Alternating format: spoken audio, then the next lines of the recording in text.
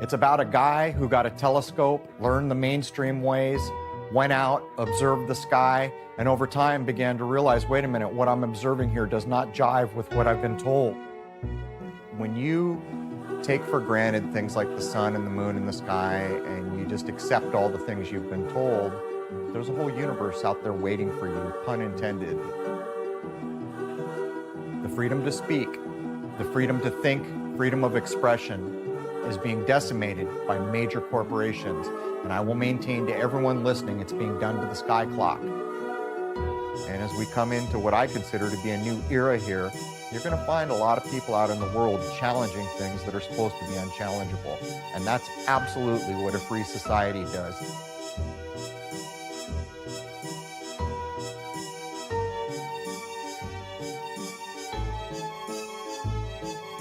Really proves it is the camera pan. So when I panned the camera down, the wave started. I didn't notice it, but as I panned it up, I went above the wave and the wave caught up to the camera. And that's proof positive that it's a filmed event.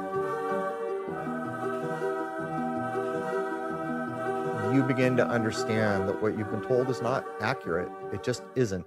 And I launched a podcast to put out another perspective.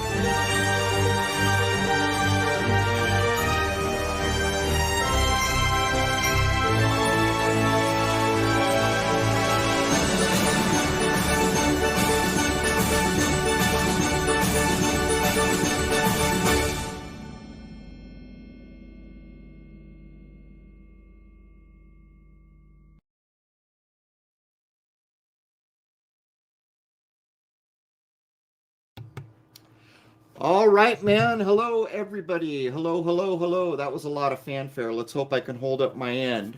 Thank you guys all for showing up. I appreciate it. I had a feeling that when I came back on YouTube, they weren't going to deliver the notifications to anybody. And just to clear the decks, in 2017, YouTube deleted my YouTube channel with hundreds of thousands of followers, well, less than 200,000 followers. And 3 weeks later, they put it back, less something like 20 or 30,000 subs. But they also employed an algorithm that censors my name and my work all over Google products and other places. It was at that point that I left and I transferred everything that is Crrow777 to my website, which most people are aware of. That's why I did it, because I'm not playing this unalive pew pew game. I won't be self-censoring. This is a test to see how it goes. And yeah, I just want to thank all you guys for showing up. Thank you so much. What I'd like to do is get into some of my current work here in a minute and go back through some of the older work. I'm very excited for the solar work. It's a wilder dream than I could have imagined. It took me 10 years to be able to afford the tools that I have. And it is my personal view that the sun is the biggest deal in the sky clock pertaining to us right now. It is my view that it's in lockstep with the age change that we're having. And I'm sure it's not a mystery to anybody out there that our realm has some problems right now. There's a bit of a takeover or an attempted takeover in process. I do not accept that it will succeed, but I think we all know that hardship usually follows when things like this goes on. It is critically important for everybody to stand up for what they know is true, correct, and right, and things that protect all living beings. What's going on in the world now is inexcusable, and in the long run, I think we'll migrate into a world that is magical. I hope that is truly the case. But anyhow, I want to give a special thank you to Rose, who put all this together and who's running everything behind the scenes. So what I'd like to do is I want to jump into some of my older work right now and talk about it a little bit. On my YouTube channel, up front are all my little short clips that take you to the current podcast that I'm doing. But if you go back in time, you can get to all the old work. So we're going to watch the lunar wave clip here right now, because this is where it all started. The 2012 lunar wave. When this happened, it was in the fall near the equinox, actually on the true equinox of 2012. I filmed this and I posted it a year later. And within 30 days, my life had changed. It had changed in ways that I couldn't have imagined. And to be quite honest, it was scary. I had to change all my phone numbers, my email addresses, everything. It was surreal to me that I could put up a clip that would get such a response. But this is the 2012 lunar wave, which I filmed on accident. And something like a month after I filmed it, I realized that I could prove that it was a filmed event by the camera pan. And anyone who's followed along gets what that is. To this day, I can't tell you certainly what it is, but people always ask me, and my best guess is that it is a wave in the firmament. That is my best guess. Does that make it true? It does not, which means anyone out there working on it or studying it, more power to you. Maybe you can learn some things that no one else has. When I put this clip up in the fall of 2013, within 30 days, the Flat Earth movement had just blown up. And this clip ended up playing a major role in that for a number of reasons. And I think the big deal is that for the first time in modern history, people began to think, well, I thought I knew everything about the moon. And if I don't, what else might I not know about? Maybe that's what started the trajectory. But let's keep moving along. I'd like to get into the thruster clip here, which was another one that news stations grabbed back in the day. In the early days of YouTube, if you had news in your title, you could steal clips from anybody. And this was one that all the places lifted and took and ran on the news and made stuff up about. What's interesting about this clip was that it wasn't dark yet, and it will look like it is. And I should let Rose know. Yeah, it's the thruster clip. Exactly. So I was outside and I actually saw this and got the scope on it, and it's going to look like it's nighttime because I had a nighttime Hold on, let me shut this down. I had a nighttime filter on, which is why it looks really blue. But what's interesting about this clip, it was clearly a mechanical device. You can clearly see 3 thrusters on it. And I had binoculars with me, and I kept losing it. And after I lost it with the scope and couldn't reacquire it, because telescopes really aren't made to follow moving objects, I was pretty good at it back then with my 8-inch telescope. But I got binoculars on it, and look at that. It's clearly falling. I watched it fall almost all the way down to the horizon through the binoculars because I could no longer get the scope on it. And this was just a wild time. I realized that if I stayed out for 6 or 8 hours a night, that within any given week, I would film a number of things. And that is what the early Crrow777 channel was about. As time went on, I started to upgrade my equipment, and I got a full spectrum camera. Can we load the Vortex clip, please? And the full spectrum camera was a Canon DSLR that could get into near IR and near UV. And the Vortex clip also became very popular because by chance I had 2 cameras on it. The first camera was in the visual spectrum with a long throw telephoto lens on it, but the second camera was in infrared, UV, and visual. And this Vortex shows up that you could only see in IR and UV. And what's interesting, the only reason I'm telling this story is when we did the Shoot the Moon premiere in New York, and Jason had this running on a 12-foot screen, for the first time I noticed that you can actually see the craft leaving the vortex, which I never realized earlier. But when you get a minute, Rose, load the Vortex clip, please. Hold on, let me shut a couple things off here.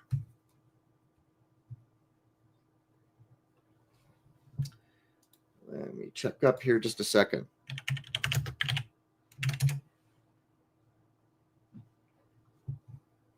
Okay, let me get back. All right, sorry guys. We had a little burp on the clip on the tabs here. But in a second here, we'll load up the Vortex clip. As time went on, I filmed so many amazing things that it's hard to put into context. But here's the rub.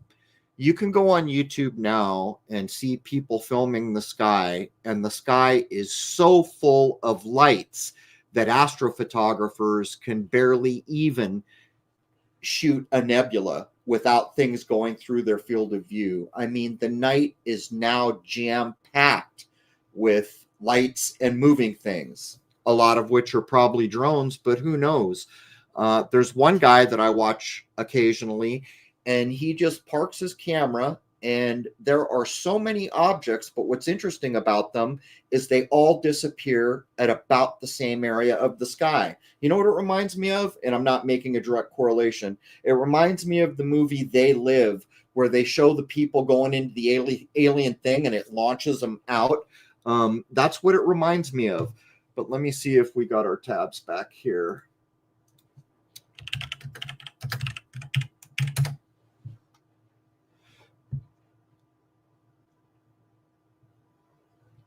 Sorry, give us just a second. We had a crash. Happens every time you go live, but that's okay.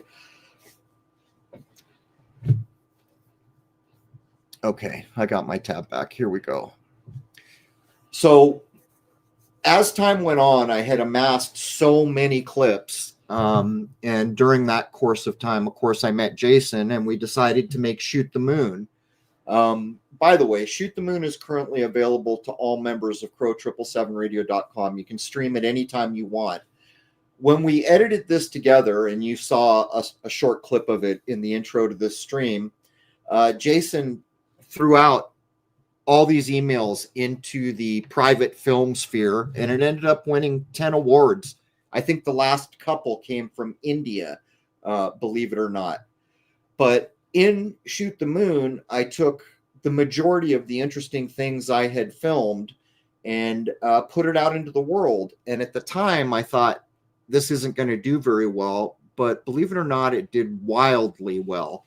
Much better than I could have ever expected. It did so well. Okay, we've got our tabs back. Looks like we've got the chem bomb up.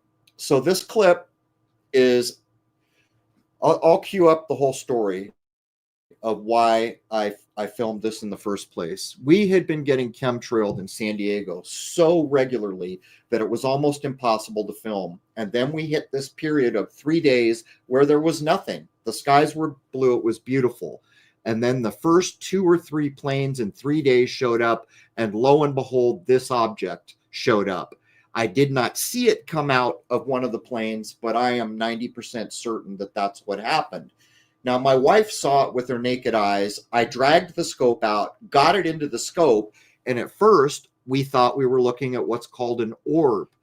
But what's interesting about this clip is almost certainly a plane dropped it at low altitude while spraying, and when it blew up, the amount of stuff that came out of it was astonishing, and it was over neighborhoods. So whatever was in it fell all over neighborhoods. And there was this little device that you can see if you go back and look at this clip that seemed to be a tracking device. And that's when I realized after the fact that this was closer to a weather balloon than anything else, but not like any weather balloon I'd ever seen, because all the hardware, you can see on the bottom right there, that's the device. It's red and it's blinking. And I had seen other people film clips where these devices would hit the ground off these balloons, and it would say, please call this number or mail it back to this place. And that's when I realized that I think what was going on here is the planes that were spraying were monitoring in real time. And while I don't know for certain what that device was, it appeared to have a 10-foot antenna, like a wire antenna, streaming behind it as it fell. But as it went down, it was just shocking because of the amount of debris that came out. Excuse me, but can we load the vortex clip, please?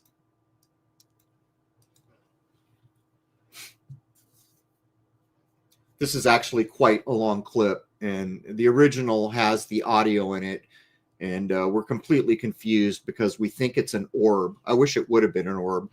I would be thrilled if I could ever get a decent telescope on an orb to get a closer look. I do have a couple clips through my telescope of things that look like orbs, but not quite the one, as we'll show you later, the shooting orb, which is an amazing, amazing clip.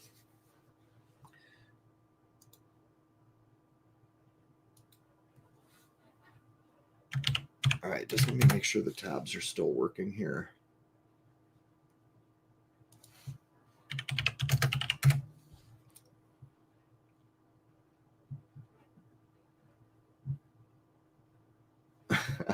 Okay, we're looking for the vortex clip real quick. Give me just a second. I'll do it through my channel. It'll be easier.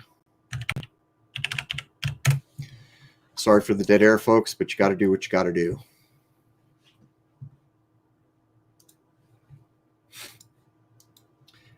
Technical difficulties.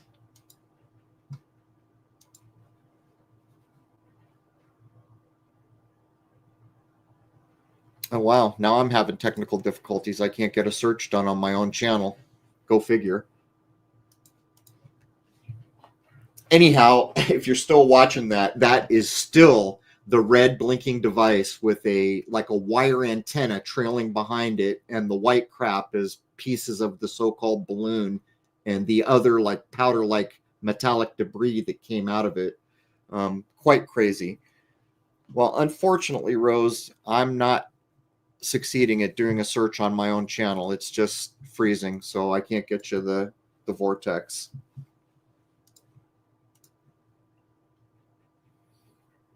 So what happened along the way, and by the way, if you're wondering what it was that got YouTube to pull the kill switch on my channel, Jason and I covered an event that happened in Lost Wages.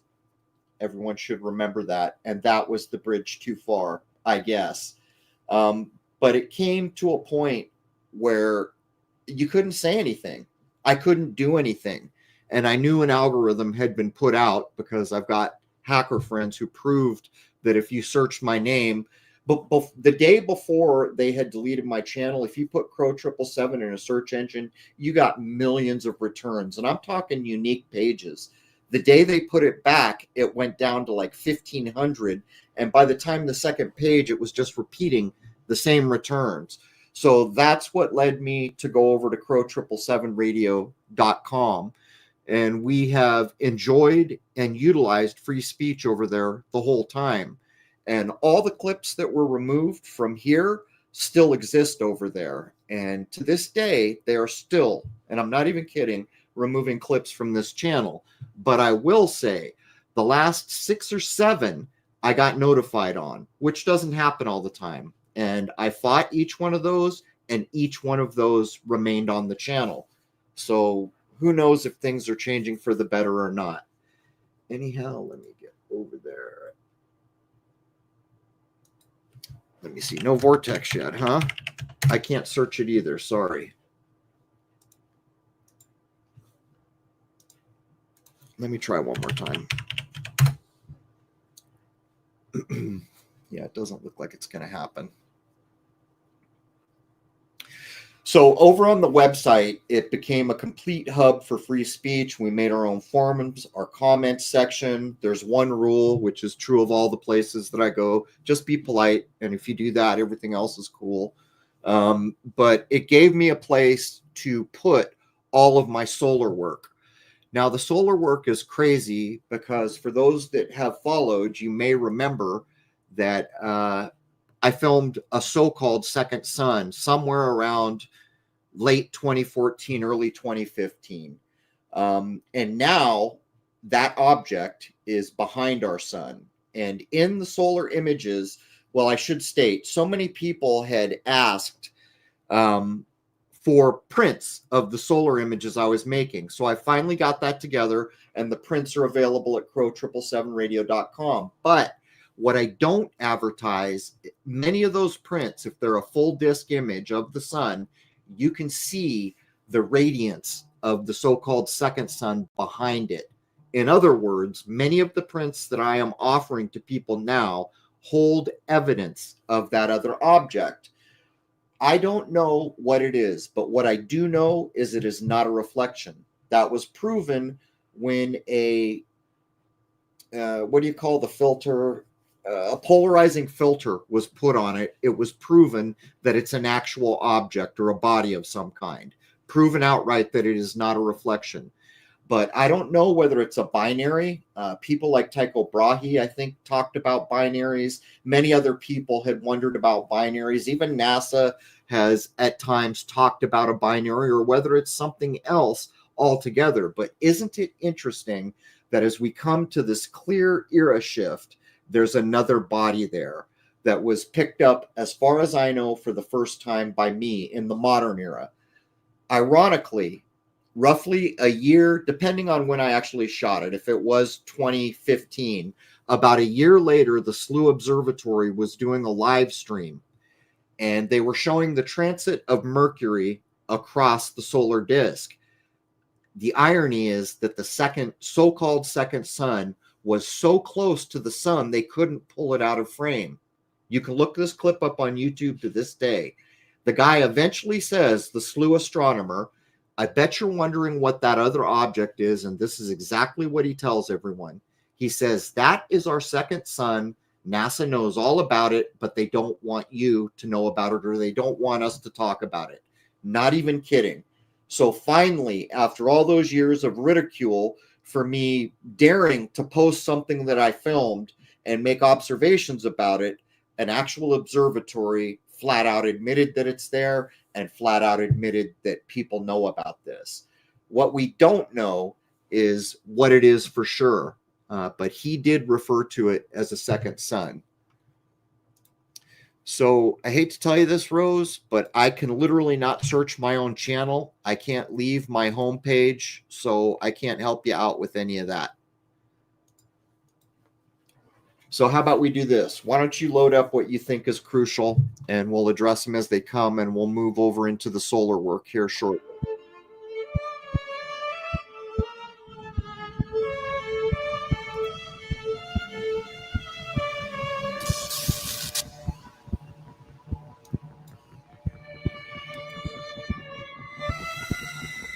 Okay.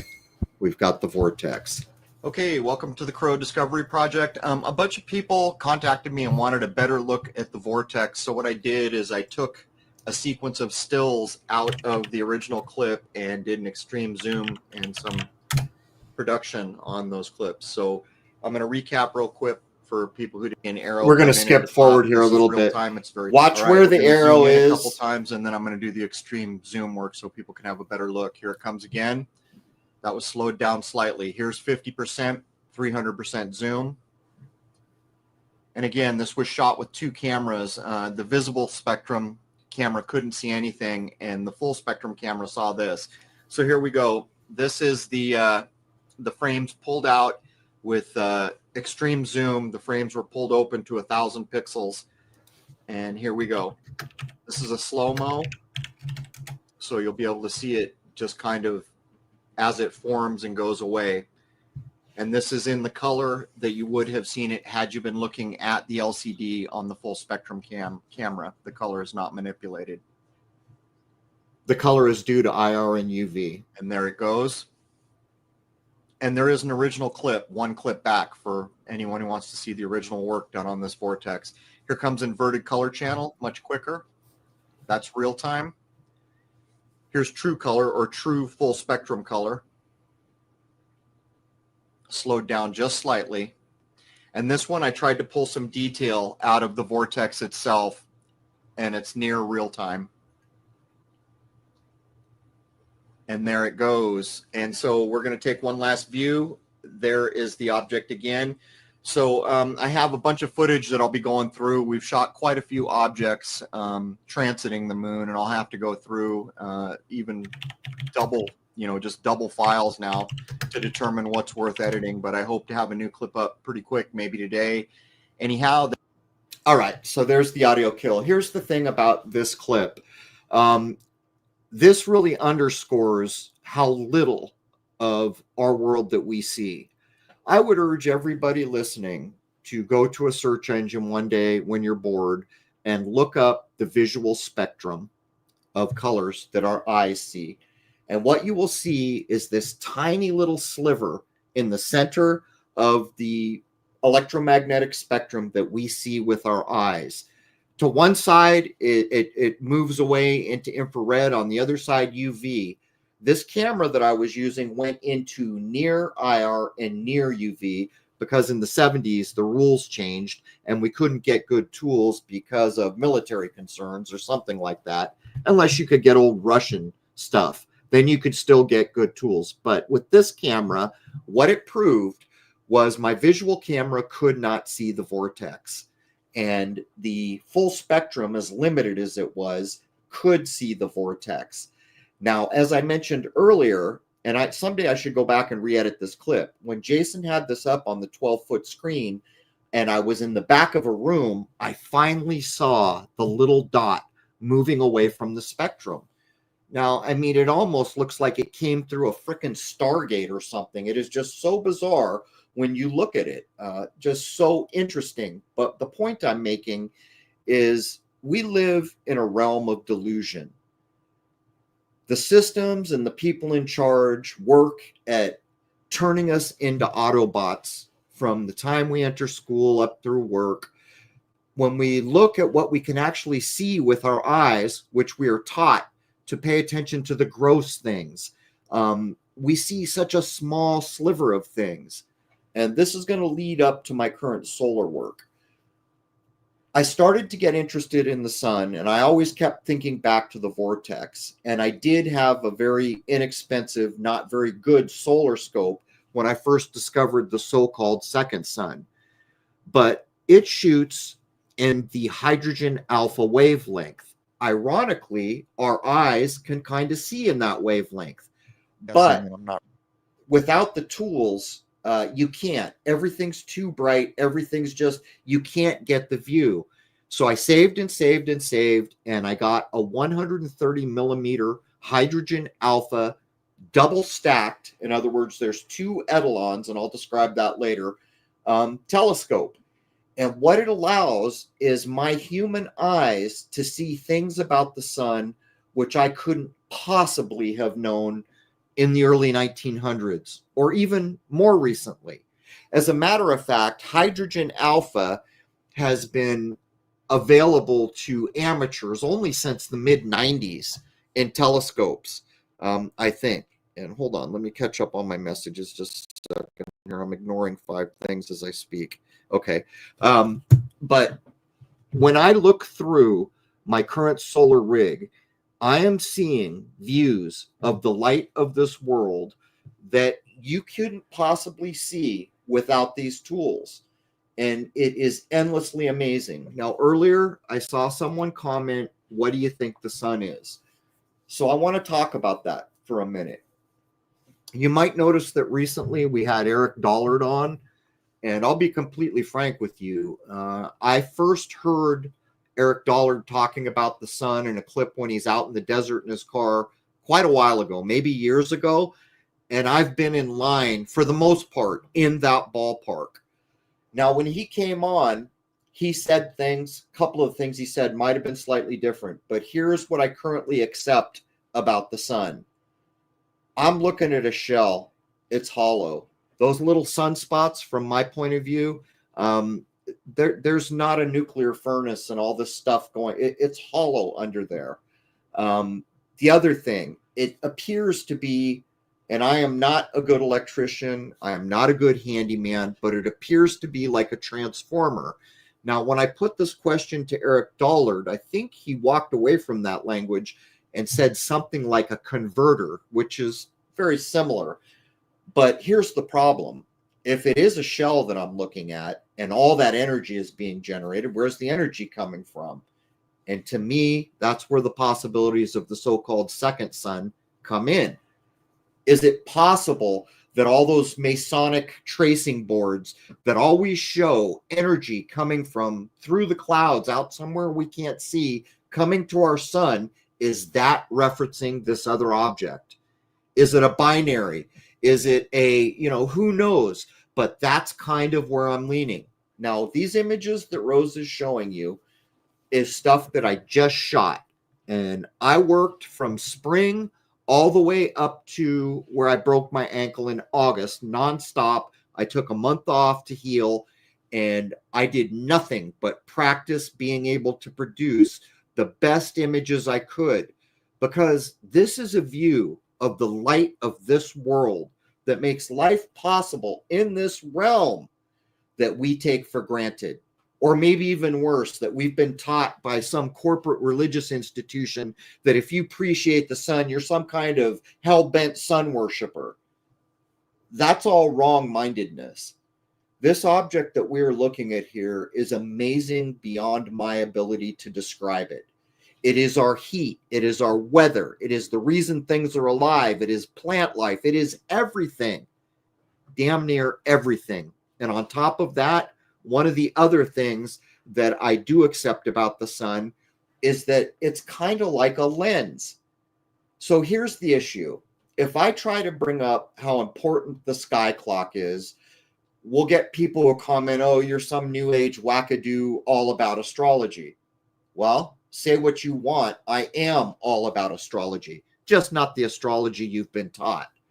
I'm about the astrology based on the observations I've made. And here's what I know.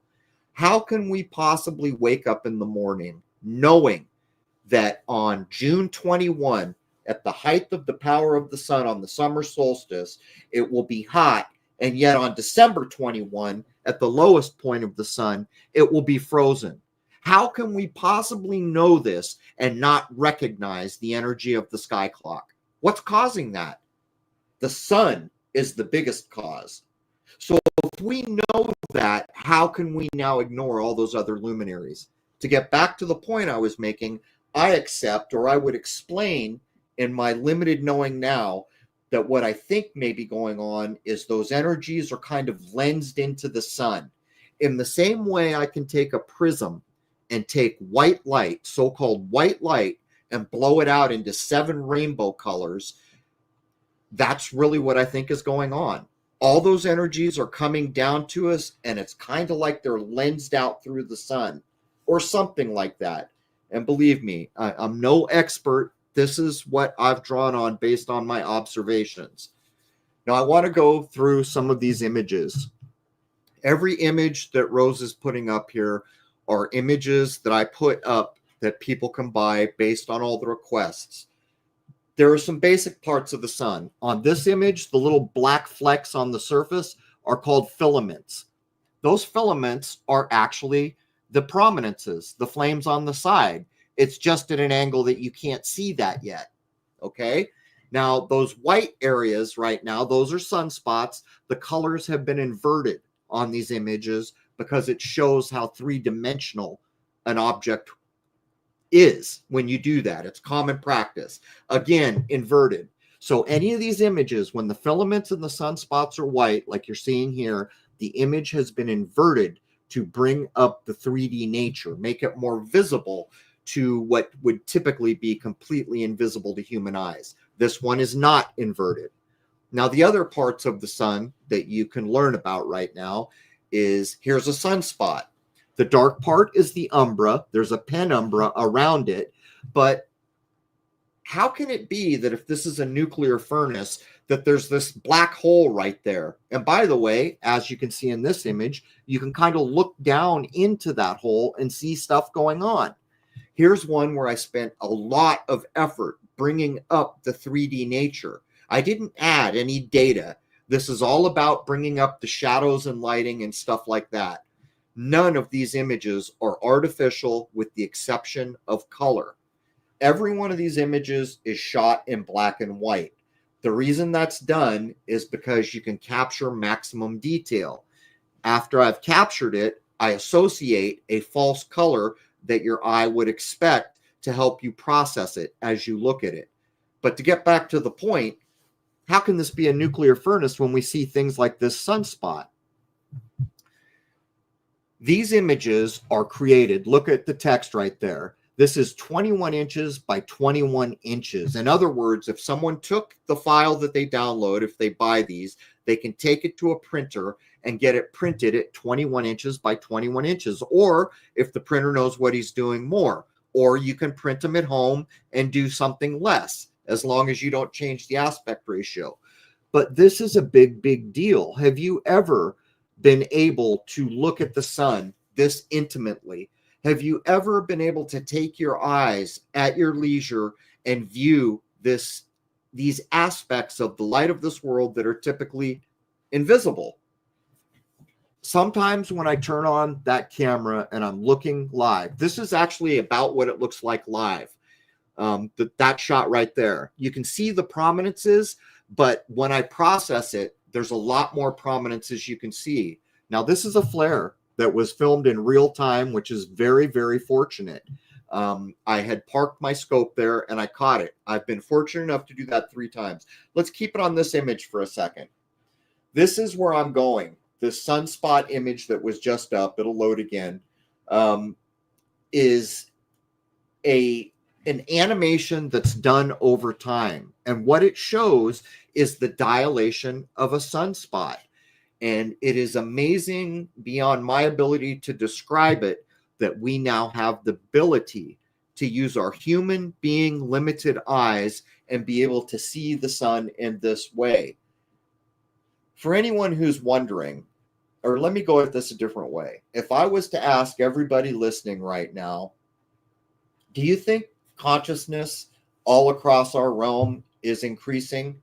Maybe not for everybody, but for the majority, do you feel like consciousness is going up? I say it is. And I say that is, you can prove that even in animals, you can see that consciousness is rising. I saw a dang bulldog jump on a skateboard and ride it in the way a skateboard is supposed to be used. If that bulldog did that in the 1970s, he would be the most famous dog in the universe. So even the animals, and where's that coming from? Well, ladles and jelly spoons. From my point of view, the light of this world is funneling these energies to us. And as the sun changes with the era, our consciousness is rising. And that's what the invasion, the takeover is about. They're getting desperate. They have to pull out all the stops to try to do something to contain the rise of human consciousness. Now we're going to get back to these images here. Is it possible to pull up and freeze the one sunspot image that I did not shoot that is dilating? If we can get back to it. But right now, there it is. Reminds me of the Eye of Sauron, actually. But all these little filaments, you can see the energy in them, and look down into the umbra of that sunspot. With the proper filters and the proper settings and Etalon settings, you can see there's little blinking lights and things going on down in that umbra. This is where I want to head. Now, for this season, it's gotten too cold, so the next big push is going to come in the spring. But I want to start to focus on imagery like this as a part of what I do. And I will continue to do all the other things because I do not accept that we've been told the truth about the light of this world. I do not accept that it's just something we take for granted. It is one of the most important things in our realm. And I noticed that cultures in decades and millennia gone by honored the sun, gave thanks for what we are given so freely, for our ability to grow food, to have something to eat, to have warmth, to have light. But here's another thing people should think about. Here where I am in Rhode Island, I always look up when's the equinox going to be. Well, I'm kind of lucky because in Rhode Island, it's a Catholic state, and St. Patrick's Day is a big deal. Guess what? St. Patrick Day is the personification of the spring equinox. Go look at his image. He's green. He's got his little cross there for the solstices and equinoxes. So he is the personification that the Catholic Church marked the importance of the equinox. But here's the point I'm making. There are 2 equinoxes a year, one in March, one in September. Those are the only 2 days of balance that we have in this realm. On those 2 days, there are 12 hours of light and 12 hours of darkness. True balance. It is the light of this world, our sun, soul, whatever you want to call it, showing us that balance is achievable. But currently, we get 2 days of it. Now, the mainstream is going to do what it does. The first thing it's going to do is it's not going to tell you the correct day for the equinox. It's going to be 5 days late in the spring and 5 days early. Maybe I've got that backwards, in the fall. And why do they do that? Well, ladies and gentlemen, it gets a little worse than that. What else happens in and around the equinox? They change the civil clock 1 hour. Why is it done? I'll tell you why it's done. It's done because the light of this world is our time. And it's unfortunate to admit that the squirrel in my yard is better tuned to this realm than I am. The squirrel is not fooled by the time change and the artificial equinox announcement. So when they change the clock, what do you know about that? It takes weeks, maybe a month or 2 before you feel right again, right? They jack the darn clock up and you feel out of balance for a while. That's why it's done. Coming back to the spring equinox. Where I am, when old St. Patrick shows up to try to get us to all drink green beer, I know it's the equinox. I've tested it 5 years running here, and each time St. Patrick's Day has been on my true equinox.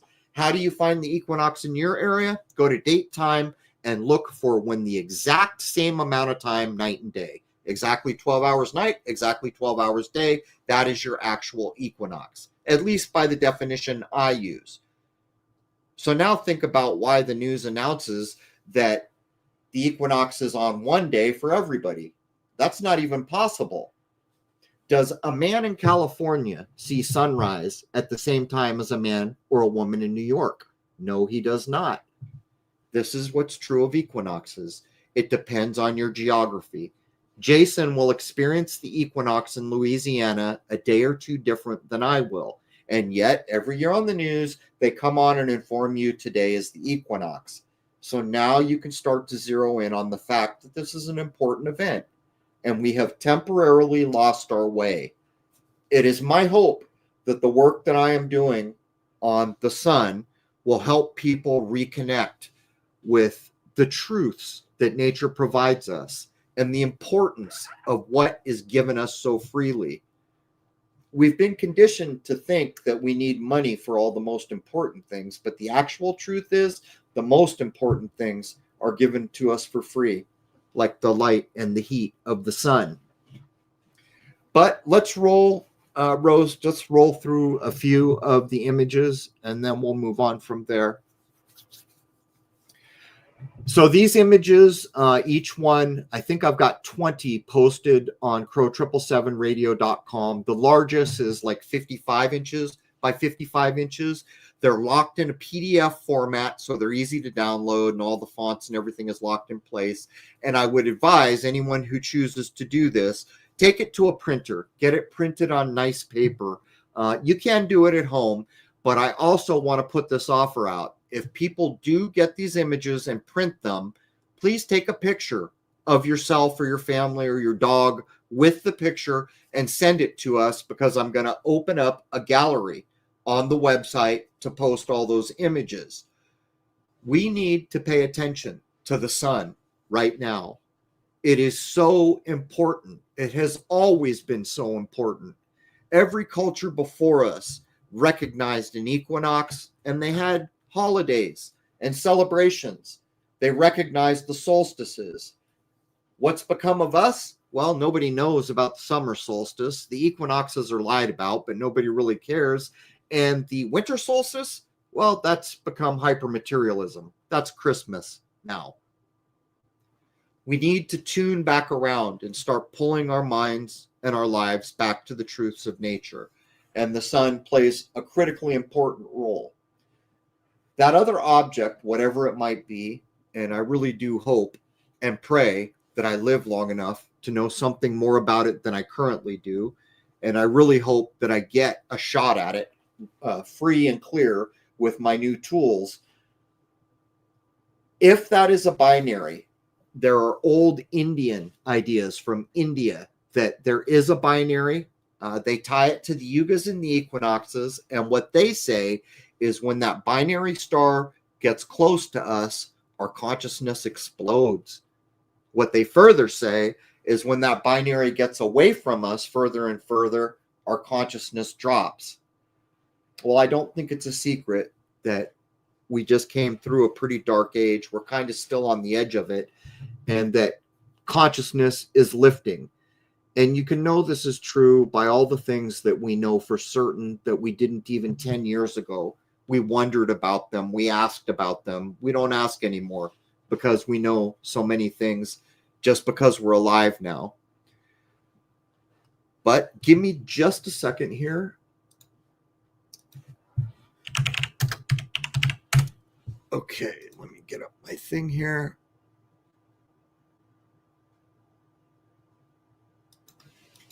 All right, so I'm going to come over. If I do see any critical questions, I will try to address them. But this is the website, and I've been putting a lot of money and effort into making it a decent place to be. It is meant to be a bastion for free speech and decency. As is true of all Crrow777 platforms, rudeness, trolling is not acceptable. You'll be shown the door if you do that. If you're fortunate, you'll get a warning. The reason for that is I want to foster conversations that matter about things that matter.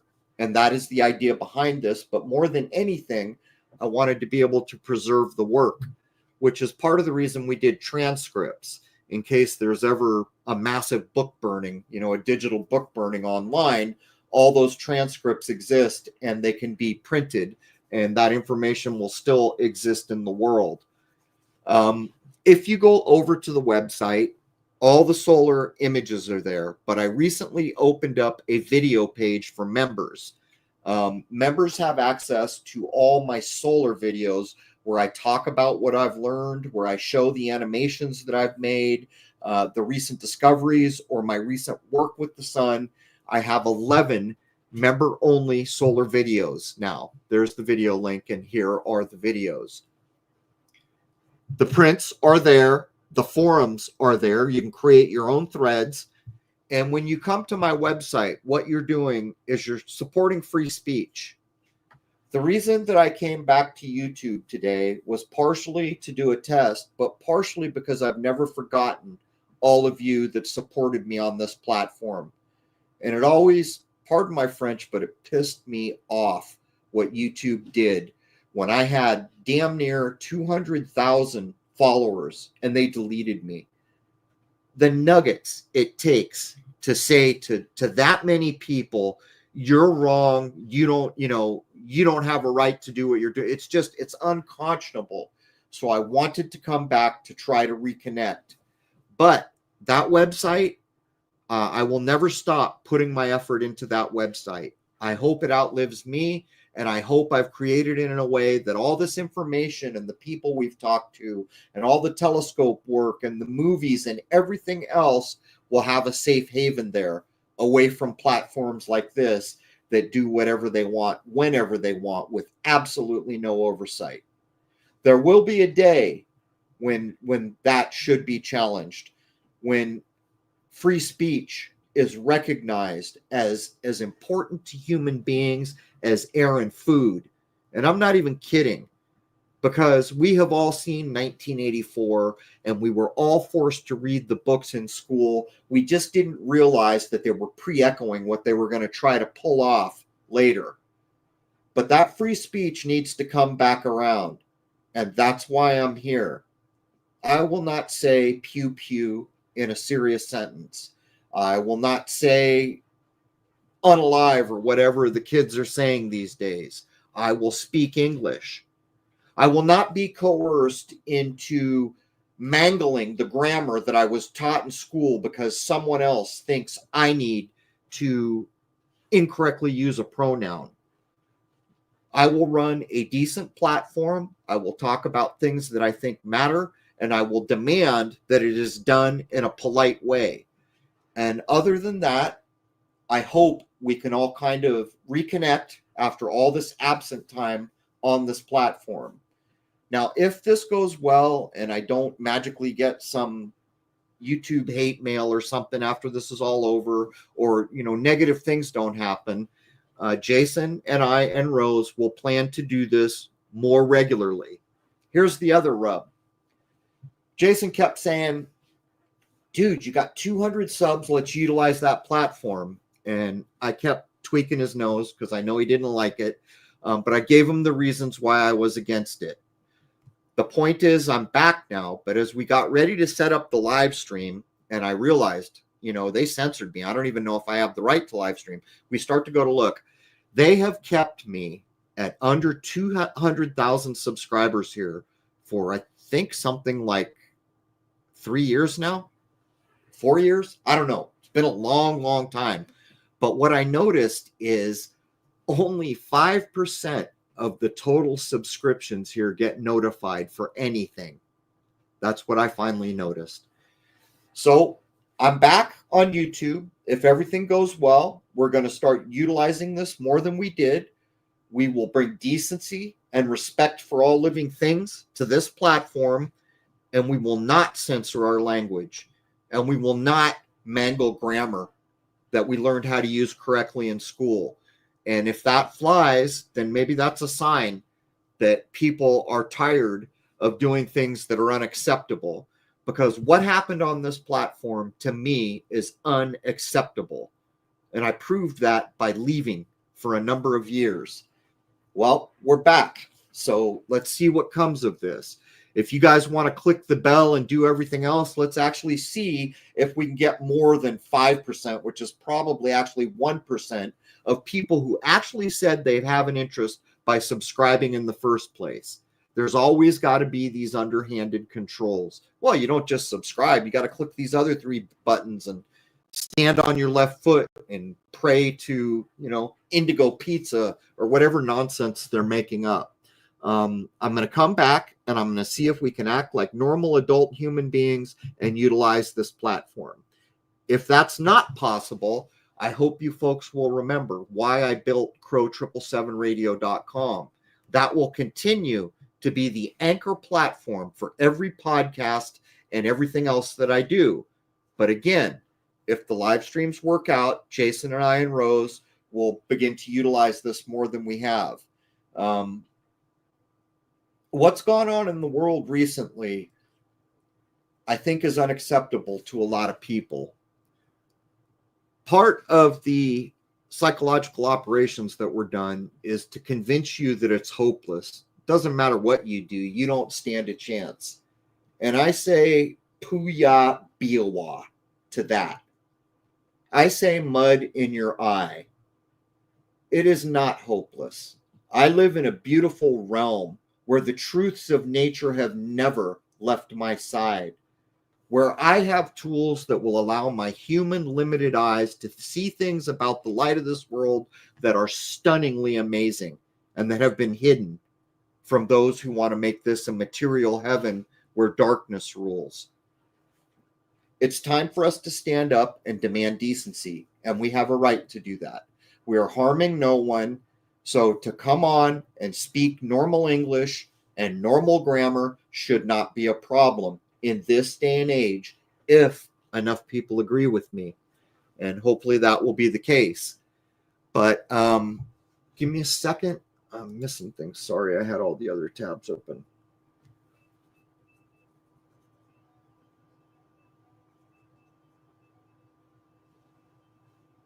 Okay, we're going to load a double looping problem. Actually, I'm not sure. Can we? I think you're going to have to pull from behind the wall. Rose, no? Okay. Some of the member videos that are on Crrow777radio.com have double looping prominences, and I want to describe to you what it takes to create this solar imagery. Filming the sun is bar none the hardest thing I've ever tried to do. It is difficult on every level. I can't even start to describe how difficult it is to do it at a professional, decent, and interesting level. When I make these looping prominence animations, just so you know, the prominence are like the flames that look like they're coming off the side of the sun, and they're not flames, by the way, it's energy. But the double looping prominences, here's what it takes. I get up at 6, I get my scope outside as the sun is coming up, and I let the heat normalize until the sun is over the horizon in the trees at about 8 to 8:30. At that point, I get tuned in and I have to shoot other things for about 45 minutes to an hour. At that point, I acquire the best tuning and focus I can, and I film for a minimum of 1 hour to get animation data. For 1 hour of data, I get roughly 5 seconds of animation. Now, when I go for 3 hours of continuous capture, I can get roughly, if I produce it right, close to 30 seconds of animation. That's how much work it takes to get this data and to be able to present it to human eyes in a way that they can appreciate, study, and comprehend all that they couldn't possibly see otherwise. I would also like to put on the table,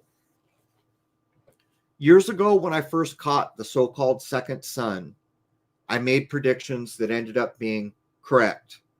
Not 100% all the time, but it is correct. For some reason, in certain places, when there's a lot of smoke or overcast in the sky, you can sometimes see the second sun with your naked eyes. Sometimes at sunrise and sunset, you can see the other object with your naked eyes. If anyone ever sees this, please take out your phone, put it on video, film it, and slowly move your camera at least once back and forth so that I can prove it's not lens flare. Then if you could, send us the footage with where you were, and you don't have to give us your home address. You can just say I was in San Diego or Oklahoma City, whatever, and the time of day it was. I'm trying to put together how this thing moves because I have a massively well thought out plan that if I can ever get the other object into the viewfinder of my 130 millimeter hydrogen alpha telescope, I'm going to try to prove 5 things and I'm not going to talk about those in public, but I have a plan all ready to go if I can ever get my scope on that object free and clear for 30 minutes. It's a big deal. And how big a deal is it? Let me drop this one on you. Is it possible that the MasterCard logo is referencing what I'm talking about? I can't tell you it is, but I think there's a good possibility there's a relationship there. The sun is the arbiter of life in this realm, bar none.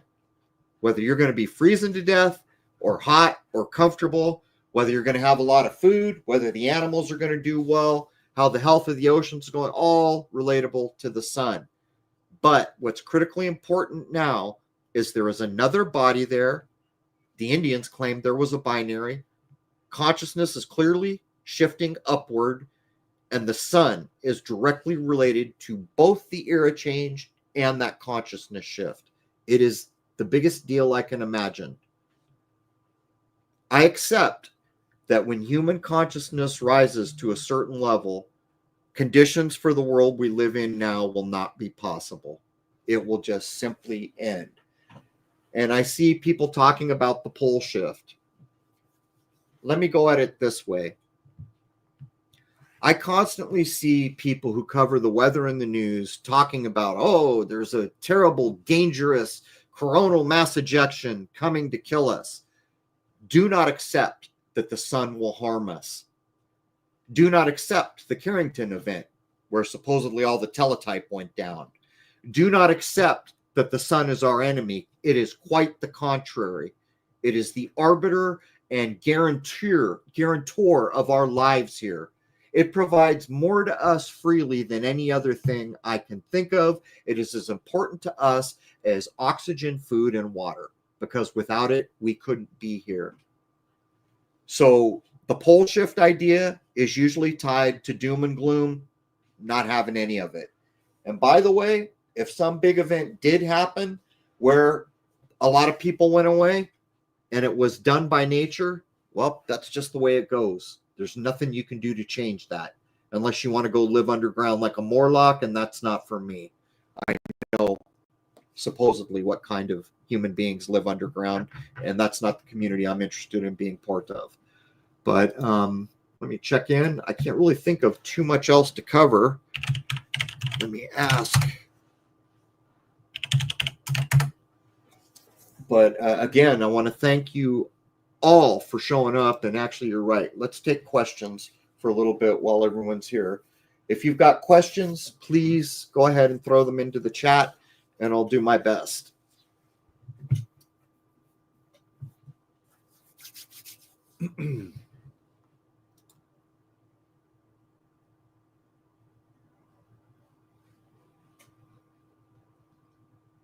Okay, I'm trying to keep up here just a second.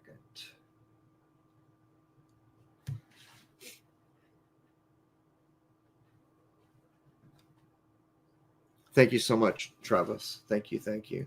Mystical Wares, as always. You're the best, Derek. Thank you so much. Derek supplies some of the most beautiful crystals you'll ever see, and shungite, which I use every day.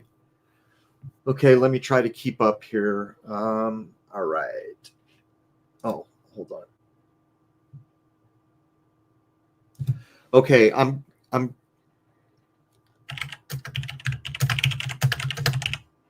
right. I'm going to let the producer handle the questions. Okay. Eric Dollard, I would love to have back on again. I wish I was smarter, a lot smarter than I am, about things like electricity and physics and other things that I'm not very good at. But yes, I completely appreciate Eric Dollard. And if I was a billionaire, every dream he could think of, I would instantly fund, no questions asked, period. Short answer is yes. I'd love to have him back at some point. Thank you, Rainy Steps. Thank you so much. Maria, thank you, thank you. Error Watson, thank you. Cajun Queen, sounds like a song. Thank you. Frederick, muchos gracias. Joe Bell. I knew a Joe Bell when I was growing up. I hope he's okay. JW. Joe Bell, who again? Thank you. Thank you. I'm new to this live stream thing, so I'm trying to catch up on the etiquette here. Okay, so what are your thoughts on Ashton Forbes work on the Malaysian flight? 3 orbs around the plane. Just, I don't know. I don't. Jason and Rose keep an eye on the world. I really do truly live in my own world, paying attention to nature. I don't surf the web a lot, but I can say if you were shown video of 3 orbs, it sounds like it's manipulation to me. If it's the Malaysian flight that made worldwide news, then I would double down on that. Anything that hits national or worldwide news has an agenda. In my view, chemtrails are doing a number of things, from weather to pollution to poisoning us to blocking the all-important light source. Those metal particulates up there scatter so much of that light, which is meant for our human consciousness. But guess what? Nature always wins. The tide will come in. Yes, there may well be a black sun below us. Source of light, I'm not sure I would phrase it that way. The second sun footage that I have is included in Shoot the Moon. And again, I mentioned that you can see the second sun, or that it's there behind the images that I have for sale, my skills of the current images that I've created. Lunar wave evidence of simulation. No, not in my view. I don't accept that we live in a simulation, not in the way the Matrix would have you think about it. Yes, the second sun is on YouTube. It's also in Shoot the Moon at the end of the film. As an offhand idea, I included it. You got to realize the first time I showed that footage and talked about it, it wasn't quite as bad as the lunar wave, but a lot of astronomers and other people came by to kick me in the cojones.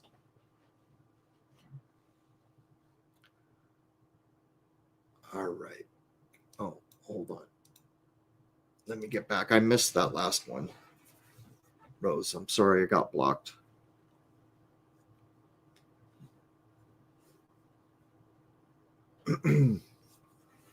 I don't know what it means to be an Arcturian seed, I guess.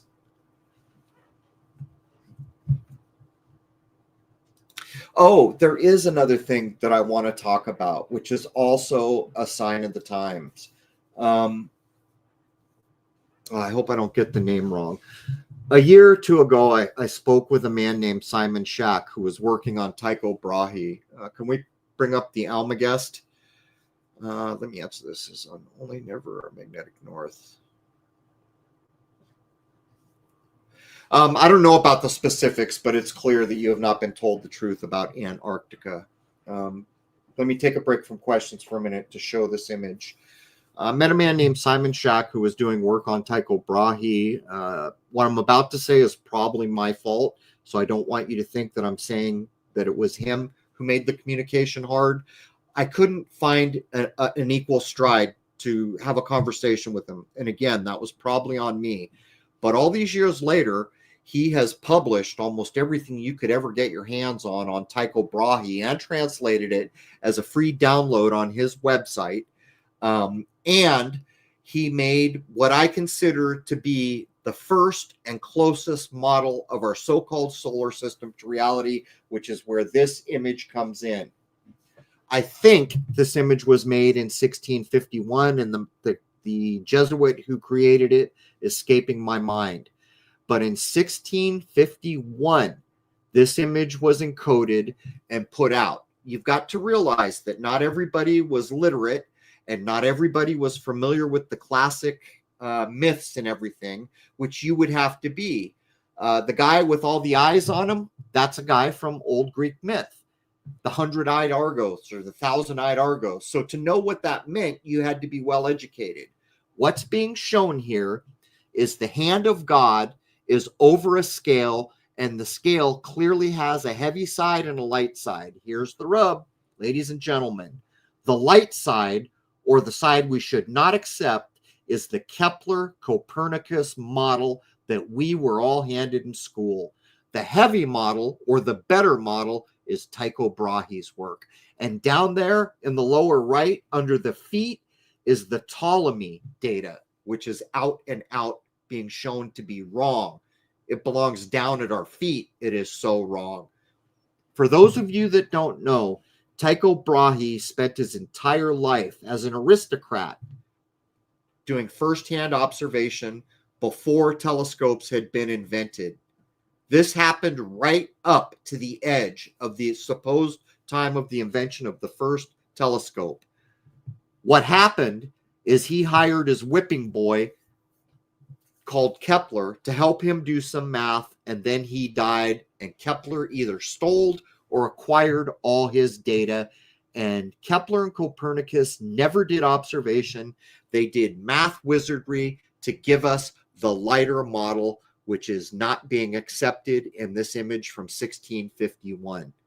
What I'm here to tell you is a man currently has a live interactive model of the Brahe model, and I can't tell you it's 100% close, but what I can tell you with confidence, it's the closest thing we've got to a reasonable actual model based on observation, real observation, without fancy math trying to force it to work. So that's what I can tell you. But anyhow, I'll get back over to questions here instead of, I'm sorry for interrupting.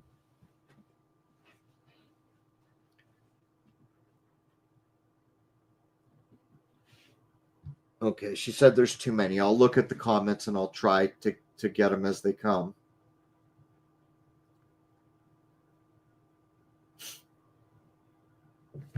Good and evil do exist, but you can't have one without the other. If evil exists, we wouldn't have good. We live in a binary state here, dark and light, left and right.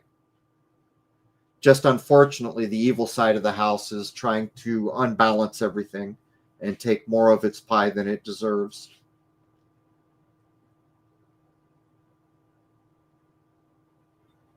You can, it's called Almagest Nuovo. The image is called Almagest Nuovo. You can get it on, you can probably get a poster of it on Amazon or a place like that.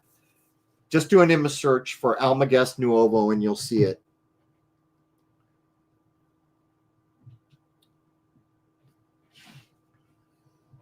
You can always use the contact form to find videos on Crrow777radio.com. We can help you find things. Hopefully you'll become a member there. Because again, to support that website is to support free speech. For me to have been gone and survived all this time was only possible with that website. And that website has maintained free speech all the way through this dark time. I don't believe Adolf is back in the form of Putin. I try to keep it common sense. I do not accept the molten magical core, no. Overkill, thank you so much. Okay, found it. 1651, there it is. Almagest image. Can you please share a link for folks to find the Almagest image? I have it hanging in my office. One of my favorite images, and proves all the way back in 1651 they knew they were pushing nonsense out to the masses. They knew what was true and they knew what was false, and they pushed what was false. No, a second sun wouldn't ruin the binary thing. It's the definition of binary, isn't it? As a matter of fact, almost every star in our sky supposedly has a binary. But I'll tell you this, I do not accept that our sun is a star like all the other things we see, in the same way that I do not accept what we call Earth as a planet.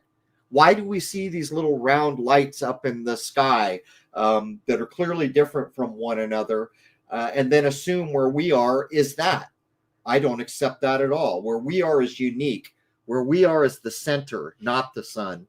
And by the way, Mercury and Venus, I consider as moons of the sun. They are not planets, in my view.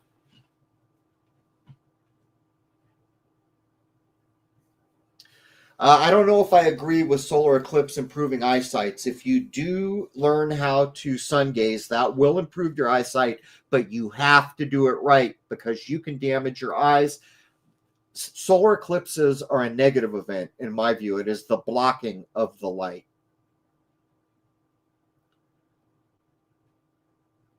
It could be the black sun's relationship to our sun. Since there's almost always a trinity, if that is the second sun that I've filmed, then the so-called black sun would fulfill the trinity, and almost everything that is functional in that way ends up being a trinity, though in our world things are binary, so it's just kind of a weird conundrum to try to work out. I don't accept that the sun's a reflection. That is proven by polarized filters. Polarized filters can remove reflections. That's why sunglasses work.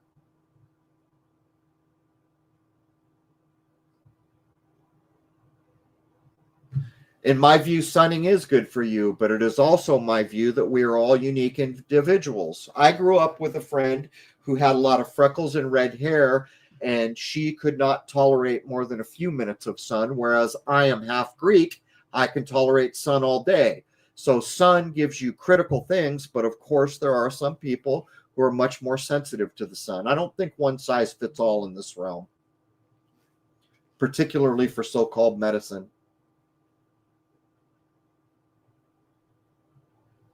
No, I've seen no evidence of a sun simulator, and I don't accept that the lighting of this realm could be done by a simulator.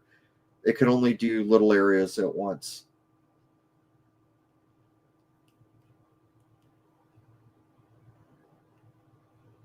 I don't accept the extravagant distances and speeds they tell us everything is spinning. I don't use Rumble because it is my view that until censorship is beaten, any platform that becomes popular or a problem will suffer the same. Even if the people have every intention of not giving in to censorship, they will be pressured in ways that don't allow them to exist if they don't listen. And thank you, RL. Crrow777 Radio will be the main anchor and main hub, and that is for good reason. That is private property, and I dictate what happens on my private property, and I dictate that free speech will rule, and everything that we do will be maintained and passed down into the future through that platform.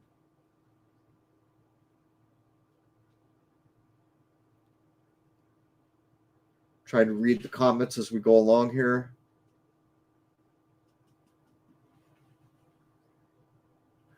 Yeah, 2020 was a put up, in my view. Of course it was. It's population control. It's so many things. These are desperate last-ditch efforts. But don't get me wrong. All the systems of this place have been infiltrated. Hard times can follow. But if we all stand up for what is true, correct, and right, and respect the truths provided to us by nature, then a higher power will be at our disposal. If enough of us do this, we will make headway back to a decent world much more quickly. Who knows how long it will take us to get back?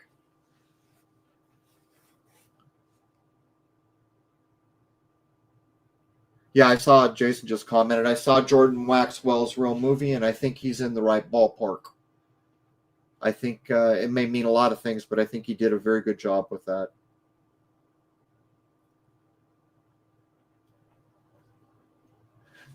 People are saying what age we work in. Everybody who follows me knows that for me, older is better. So I don't go with the more westernized versions of astrology. I do, and I use them, and they're quite useful. But the yugas, to me, are a better fit for the way that I look at things. So probably we're coming out of the dark age. By the way, as our consciousness rises, that should be absolutely known to the point where someone can say, on this day, at this time, we were in the new era, from my point of view. Crypto. I will never support crypto, ever. Not for a second. And hear me out here. Even if I knew that the person creating the crypto had the best intentions in the world and was truly an honorable, decent human being, I would still never support crypto. The digital world is an affront to nature. Analog is better. Analog can be measured with truth. Truth is provided by nature.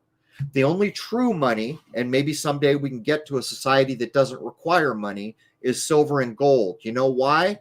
Because in a real world, it can't be made at someone's whim. Nature makes gold and silver, and there's only so much of it. It was made by God, and therein is the value. Crypto and digital, look, everything that has happened to us and everything that is going now is on the back of a human construct called binary digital systems. They were created, from my point of view, for one reason. In a trust, the grantor or the creator creates and then rules like a god over the whole thing. The people who want to take over the world had a problem because they can't make a fish, they can't make an oak tree, and they can't claim godhood over the natural world. So what they did is they made a digital world, which they can claim godhood over. And that is never going away. Truth resides in nature. Analog is derived from nature. I will never support crypto, even if the most holy person in the world was behind it. I would rail against crypto. It will never lead us anywhere we ever want to be. Truth resides and is proven by nature, and nature does not provide crypto.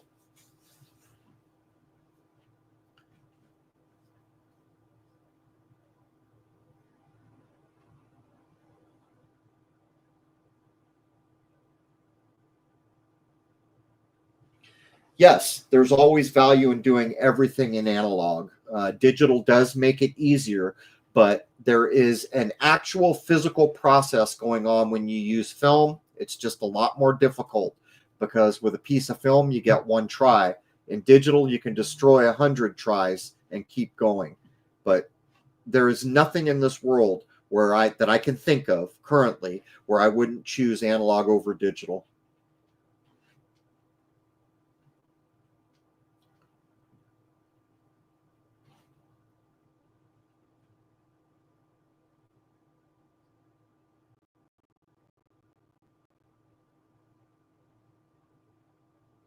Okay, I'm reading.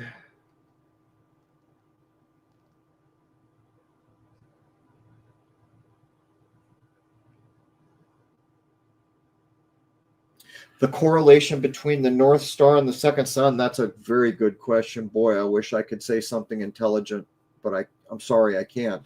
I need to know so much more than I do. Probably if I can learn more about what it actually is, it will be people that are a good deal smarter than me that can answer questions like that.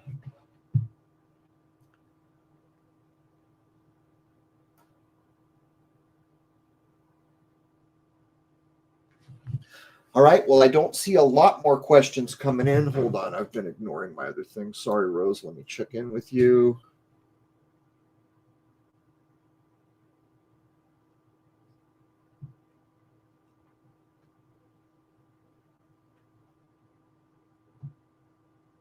I didn't acknowledge those comments.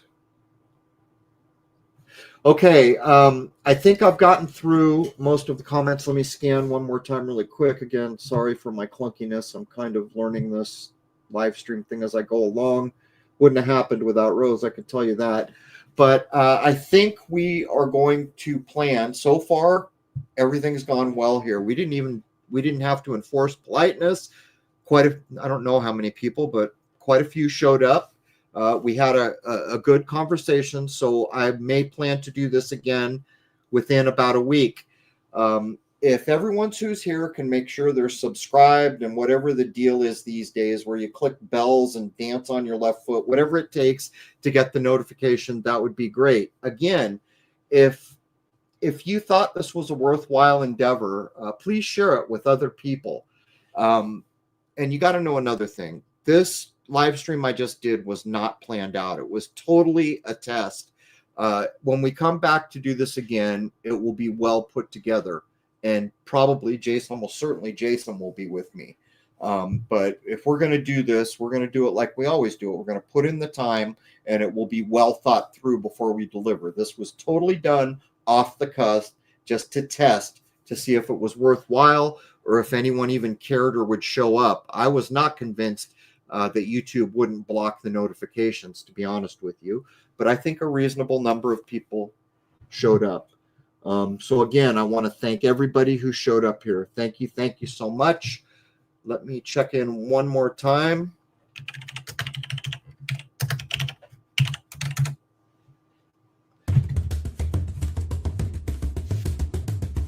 Guys, all the best. We're going to wrap up for now, and I want to wish you all a happy, healthy, and higher-minded new era.